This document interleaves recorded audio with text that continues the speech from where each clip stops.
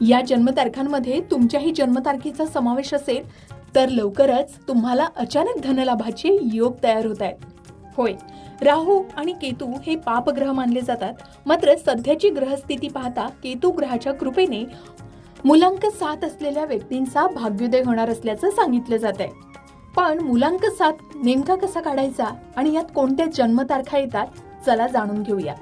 अंकशास्त्रानुसार तुमची जन्मतारीख 7, 16 किंवा 25 असेल तर तुमचा मुलांक 7 आहे आणि 7 मुलांकाच्या नशिबामध्ये लवकरच भाग्याची साथ मिळणार असल्याचं सांगितलं जात आहे. आणि लवकरच या व्यक्तींना अचानक धनलाभाच्या संधी सुद्धा मिळू शकतात.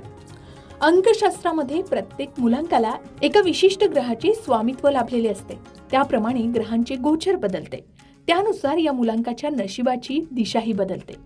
अध्यात्म आणि गूढ विज्ञानाचा कारक मानल्या गेलेल्या केतू ग्रहाच्या कृपेनं कोणत्या विशिष्ट मुलांकाचे भाग्य अचानक उजळते आणि त्यांना अफाट धनलाभ कसा होतो, चला याची रंजक माहिती जाणून घेऊया. अंकशास्त्रानुसार मुलांक 7 याचा स्वामित्व केतू ग्रहाकडे आहे. ज्या व्यक्तींचा जन्म कोणत्याही महिन्याच्या 7, 16 किंवा 25 या तारखेला झाला आहे त्यांचा मुलांक 7 असतो. केतू हा ग्रह अध्यात्म, वैराग्य, बुद्धिमत्ता आणि अचानक होणाऱ्या धनलाभाचा कारक मानला जातो. अंकशास्त्राच्या ताज्या गणनेनुसार सध्याची ग्रहांची स्थिती मुलांक 7च्या जातकांना म्हणजे व्यक्तींना कुबेराचा खजिना उघडून देणारी ठरणार असल्याचं सांगितलं जात आहे. आता केतूच्या या प्रभावामुळे मुलांक 7च्या आयुष्यात कोणते मोठे बदल होणार आहेत, तर अचानक धनलाभाचे योग आहेत, आध्यात्मिक प्रगतीचे योग आहेत, त्याचबरोबर करिअरमध्ये मोठी झेप सुद्धा मिळणार आहे. केतू हा अनपेक्षित घडामोडींचा कारक आहे. त्यामुळे या मुलांकाच्या लोकांना लॉटरी, जुनी गुंतवणूक, वडिलोपार्जित संपत्ती किंवा अडकलेले पैसे अचानक परत मिळण्याचे चिन्ह आहे. मुलांक 7च्या व्यक्तींची आर्थिक बाजू कमालीची मजबूत होणार आहे. मुलांक 7ची लोक स्वभावातच विचारशील आणि गूढ विज्ञानाची आवड असणारे असतात. केतूच्या शुभ प्रभावामुळे त्यांची आध्यात्मिक ओढ वाढेल, ध्यानधारणेत मन रमेल आणि मानसिक शांतताही लाभेल. एवढंच नाही तर नोकरी आणि व्यवसायाच्या ठिकाणी तुमच्या बुद्धिमत्तेचे कौतुक होईल.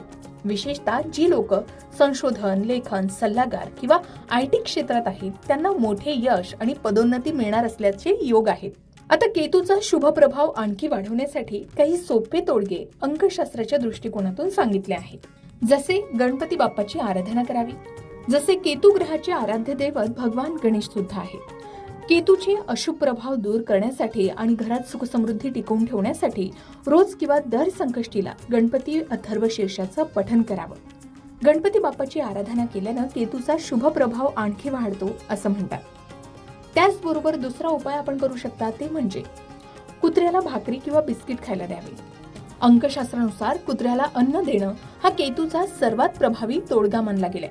यामुळे करिअरमधील अडथळे दूर होतात.